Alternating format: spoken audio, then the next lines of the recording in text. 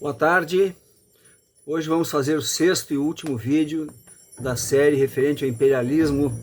europeu dentro da Europa, que nós começamos tratando da expulsão dos mouriscos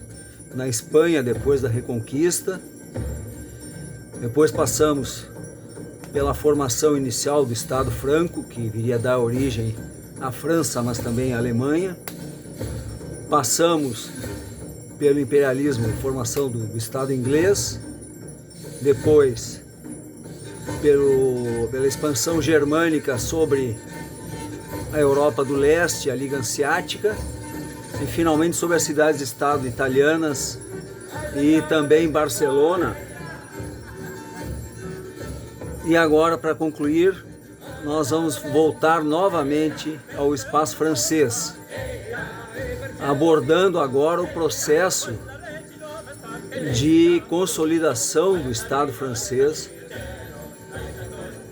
que coincide com a consolidação do Estado do regime feudal na Europa. Em primeiro lugar, vamos falar sobre a França, esse Estado que hoje é a República Francesa, é um dos dois únicos estados da Europa que é banhado tanto pelo Mediterrâneo quanto pelo Atlântico,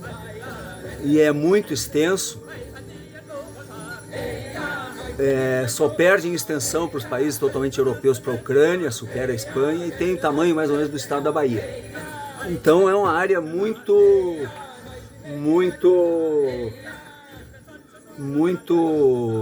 cheia de contrastes, diferentes paisagens, e como já havíamos falado antes, não está dado, assim como nunca esteve dado que existiria um Brasil, não existiu desde sempre uma França, como não existiu desde sempre uma Espanha, uma Alemanha. Mais especificamente, o que ocorre? Depois da conquista romana, vocês devem estar lembrados, e da retirada dos romanos, se estabelece um primeiro estado com origens bárbaras, que é o Reino Franco, que ele vai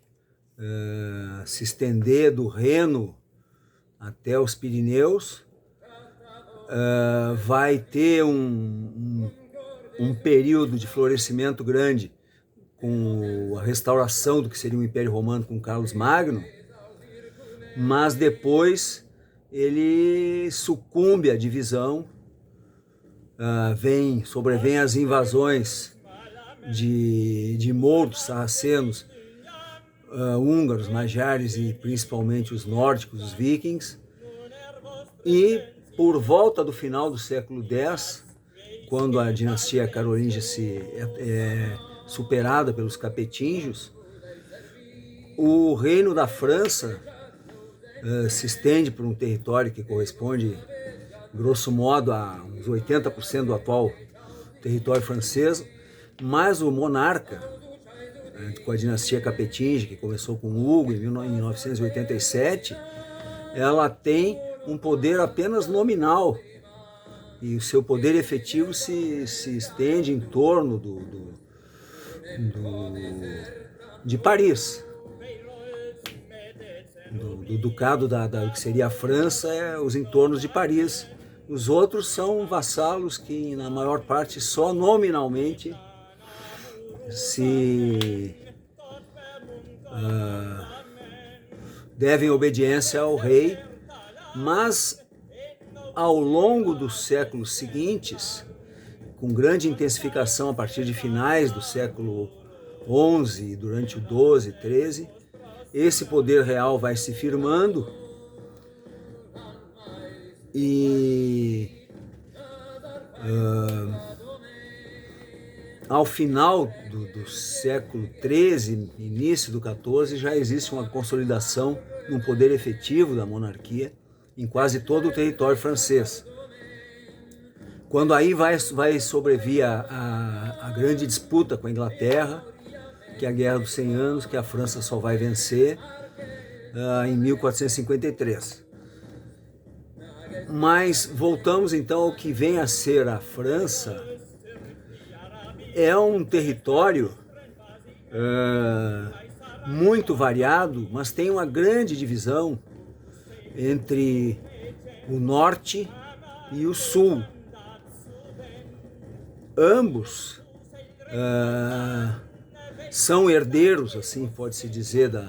da civilização romana latina. A língua que vai predominar é uma língua românica nos dois lados,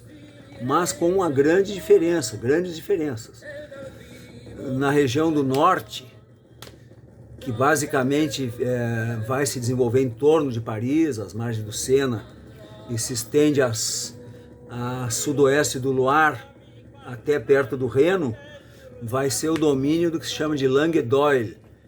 que vai dar origem ao francês. E ao sul, dessa região ao sul, chegando até os Pirineus e até os Alpes, é a região da língua de Oc, que são falares bem distintos. E essa diferença na terminologia se dá no modo como se fala o sim. O uc, que é falado ainda por algumas pessoas no sul da França, tem a ver com hoc, que é isto em latim, enquanto que o ol, que deu origem ao oui, é um é isto. Já outras partes da região latina ocidental são línguas do si, como o italiano, o espanhol, o português, que usam o sim, nosso sim. Pois bem, esta região mais ao sul, ela é uma região com características marcadamente diferentes da região do norte. Ela é uma região próxima ao Mediterrâneo, é a região que foi romanizada mais precocemente por mais tempo, é uma região onde se encontram mais marcos da presença romana, que podem ser vistas tanto em Nîmes quanto no aqueduto da Pont du Gard, como em Arles, em diversos outros locais.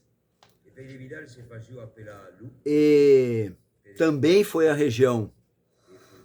que sofreu alguma influência moura. Houve uma ocupação sarracena por algumas décadas no século VIII e também esteve mais culturalmente ligada com vizinhos da Península Ibérica, principalmente os estados da futura coroa de Aragão e Barcelona. Na verdade, o languedociano, a língua de Oc, é praticamente igual ao catalão, com pequenas diferenças que hoje existem, derivadas de uma influência do francês na língua de Oc, no occitano, a região é a Occitânia, e alguma influência do castilhano no catalão. Bem, depois da dissolução do Estado carolíngio, da fragmentação, toda essa região do sul, este sul do território francês, que a gente vê aqui, ele ficou pertencendo nominalmente à autoridade do Reino Franco,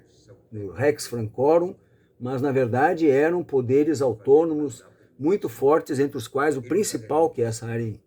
toda em verde aqui, que é a região de influência do condado, essa região mais ao sul, da dinastia condal de Toulouse. E Toulouse, uma família condal dos Raimondinos, que se estabeleceu em torno do século X e exerceu uma autoridade de fato sobre esta região até meados do século XIII, quando ocorreu uma grande guerra de fundo religioso, mas também político, que foi a cruzada contra os hereges cátaros. Aí toda essa região aqui de Aragão era uma área disputada entre as hegemonias da coroa da França e da coroa de Aragão. Toulouse muito forte aqui, Carcassonne com a família Trencavel, e os aragoneses, a Casa Aragonesa Catalã, ocupava também essa área da Provence aqui.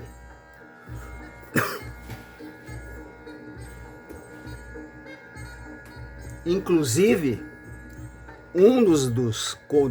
condes de Toulouse, ao final do século XI, foi um dos participantes, Raymond IV, um dos primeiros líderes da primeira cruzada que chegou a ocupar Jerusalém em 1099. E nesse mesmo período, houve o primeiro grande florescimento de uma cultura baseada numa língua vernácula na Europa Ocidental, que é a cultura dos trovadores, que era escrita, se usava escrita e tinha a tradição dos cantos, das músicas que nós estamos ouvindo agora, como fundo musical. É esse disco que tem as músicas e conta as histórias dos grandes trovadores, os troubadours, em francês troubadours, desta época na Ocitânia. Entre eles o Pere Vidal, o Bernard de Ventadorn e outros. E era um grande florescimento da cultura do amor cortês, e havia uma prosperidade cultural e econômica, e principalmente muito distinta, em vários sentidos, da região do norte da França, assim como também da área ao sul dos Pirineus e da área do outro lado dos Alpes, que é a região italiana. No século XII, se iniciaram grandes reformas,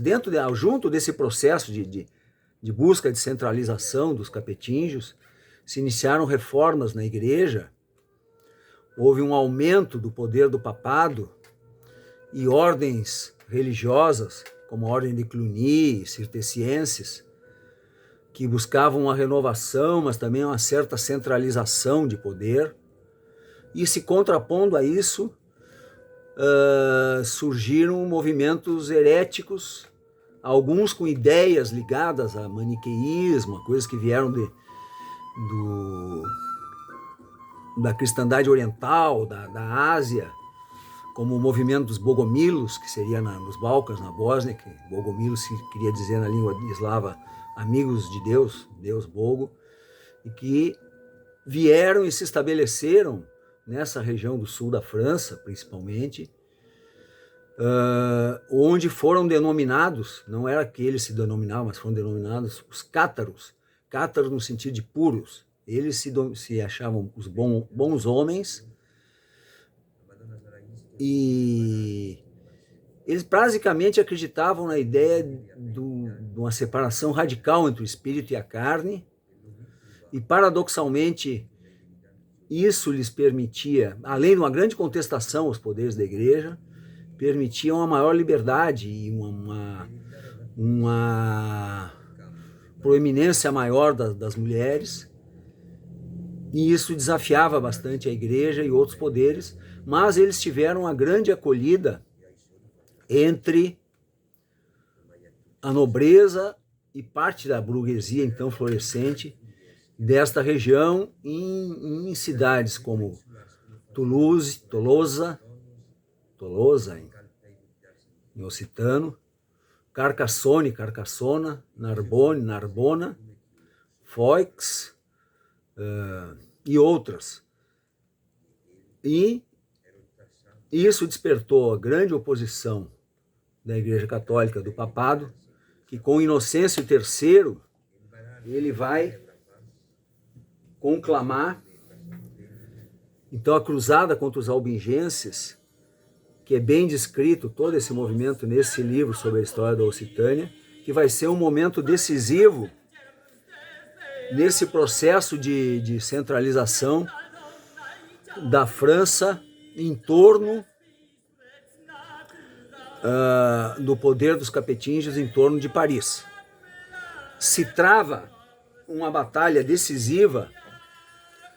em que os cruzados são dirigidos, além do legado papal, a Maurico, são dirigidos por um nobre normando do norte da França, o Simão de Montfort, que derrota os tolosanos e os catalães aragoneses na Batalha de Muret, em 1213. Muret, um posto fortificado, uma cidade fortificada, em um rio afluente do Garonne, que é o rio que passa por Toulouse,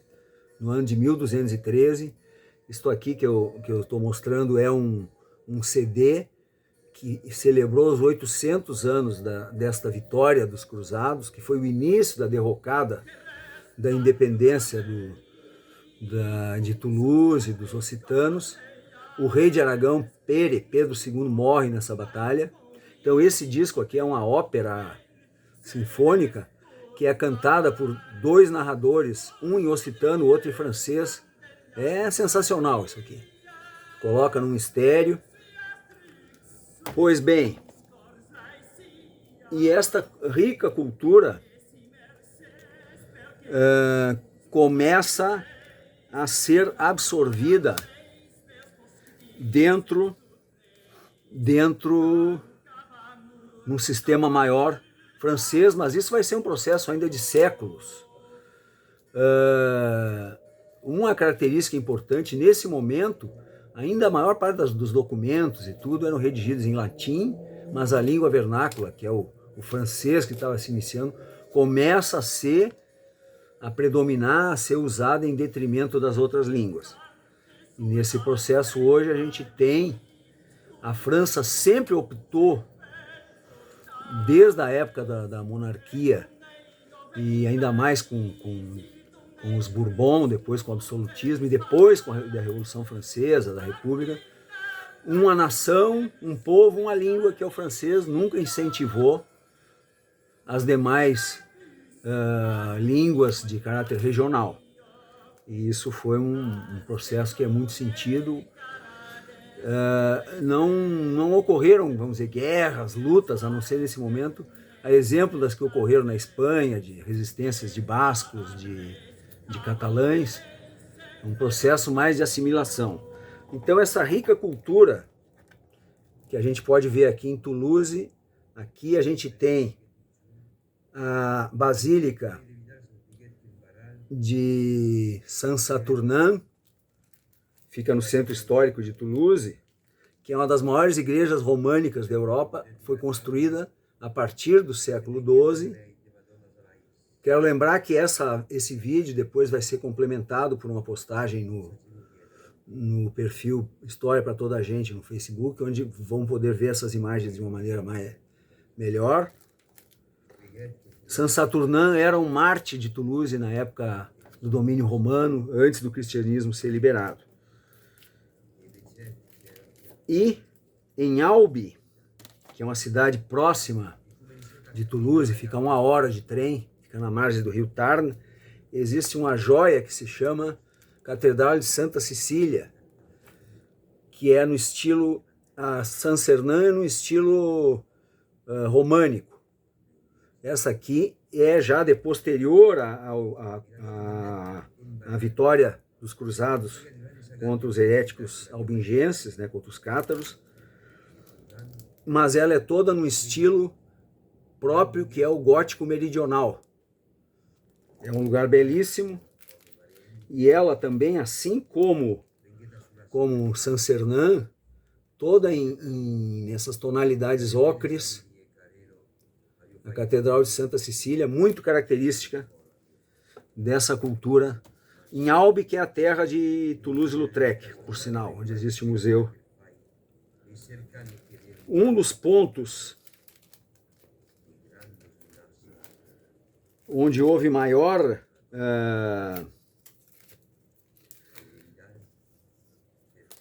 conflito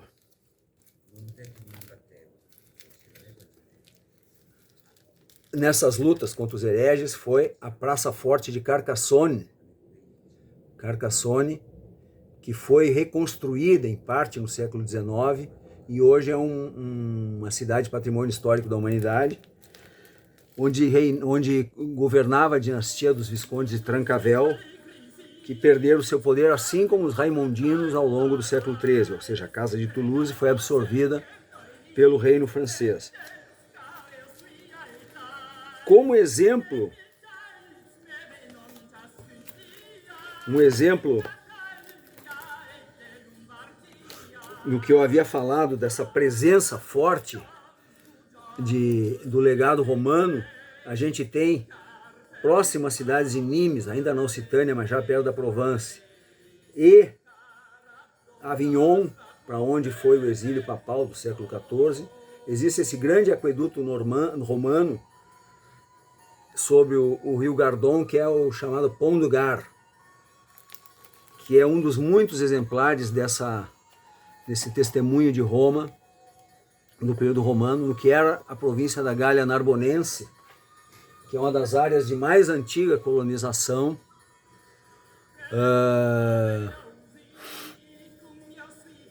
início do domínio romano. Só não é mais antigo,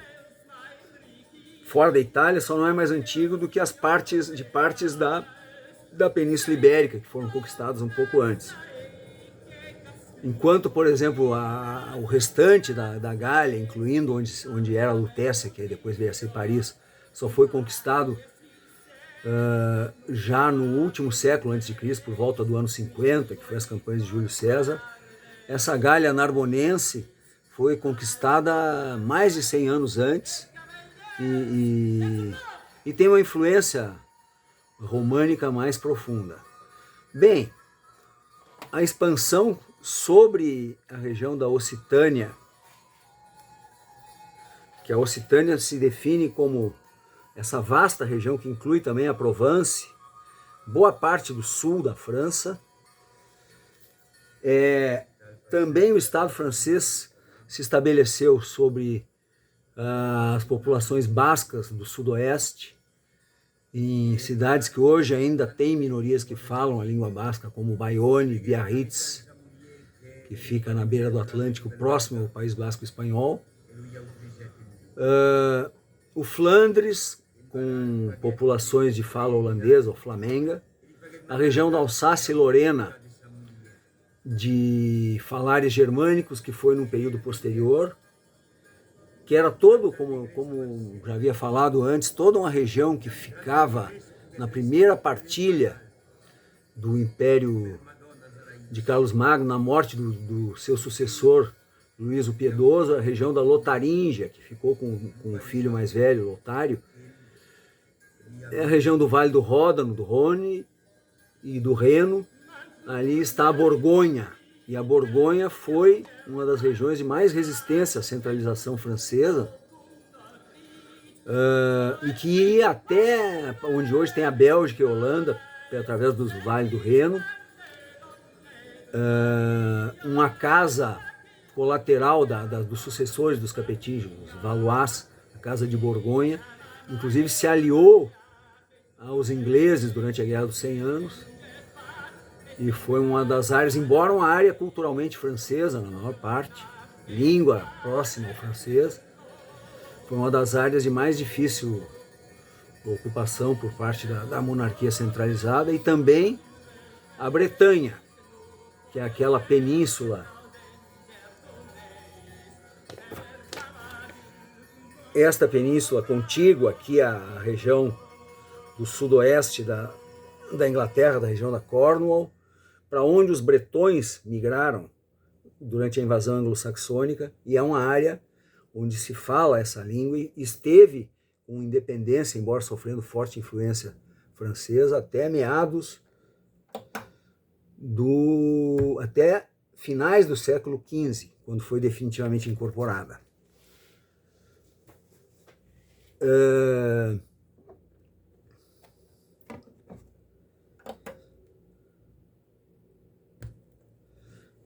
Então, para concluir, hoje, transcorridos 800 anos desses episódios e diversas mudanças, hoje a França, que ao mesmo tempo é um país de intensa imigração de gente vinda das ex-colônias, tanto da África negra subsaariana, como do Maghreb, da Argélia, do Marrocos, como inclusive de outros lugares, ela ainda convive com as reivindicações destas destas suas comunidades regionais por direito de promoção da sua língua, da sua cultura, uma diminuição do centralismo, porque na França não é, vocês devem ter ideia, ele não é ao contrário do Brasil, dos Estados Unidos, do Canadá, da própria Alemanha, e depois do franquismo e antes a Espanha, que tem as comunidades autônomas, ela é um país unitário. E agora, recentemente, ela foi dividida em regiões e com alguma promoção, reconhecimento da importância cultural desses idiomas, como o occitano, que também tem variações dialetais de região para região, da língua basca, doêuscaro, do bretão, do flamengo, do holandês, do alemão, do italiano na Córcega. E isso tudo convivendo com a imigração recente, não tão recente, de gente de fala árabe, religião muçulmana, africanos negros de países como Senegal, Mali, Guiné, e gente até da própria América do Sul.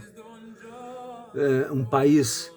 multiétnico que tem uma relutância enorme em se aceitar como multicultural também. Existe uma crença que se manifesta, por exemplo, na proibição de uso de véu em sala de aula e outras coisas, o que não impede que se transite pelas ruas. Claro, existe uma enorme tensão racial e social, como em outros países da Europa e do mundo, mas não impede que se veja em todo, por exemplo, Toulouse, que é a cidade que eu visitei, o que a gente vê são africanos com as suas roupas, as muçulmanas com seus véus, convivendo nas ruas, porque é um lugar de oportunidades também. E assim o mundo vai entre percalços e tudo, vai se transmutando, vai mudando. Assim como houve um afluxo dos bárbaros, chamados bárbaros, para a Europa e renovaram a cultura latina, hoje é o que a gente vê, contra gosto de muita gente, inclusive no poder, essa transfusão de sangue, cultura nova, nos países da Europa. A França é um exemplo, a Grã-Bretanha é outro, Portugal também, vem junto a xenofobia, claro, e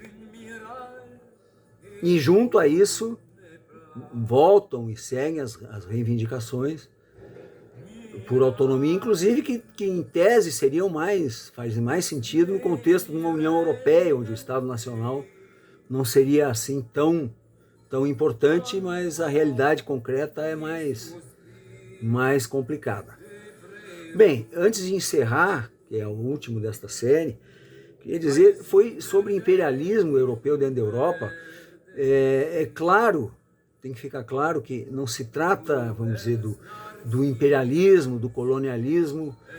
que os europeus exerceram a partir dos finais do século XV e XVI, com a conquista das Américas, depois a ocupação da África, de boa parte do Sudeste Asiático, o imperialismo exercido sobre a China, etc. São processos anteriores, mas que já prefiguram, melhor dizendo, algumas intencionalidades desta, vamos dizer assim, vocação europeia, e também explicam muito de como efetivamente se deu a criação desses estados nacionais, grandes estados nacionais na Europa, que alguns tendem a ver como uma realidade dada, existindo desde sempre, como seria o caso dos Estados Unidos, como seria o caso do próprio México. México, a capital é a cidade do México, que foi Tenochtitlan, mas a história é mais complexa, né? E esse tipo de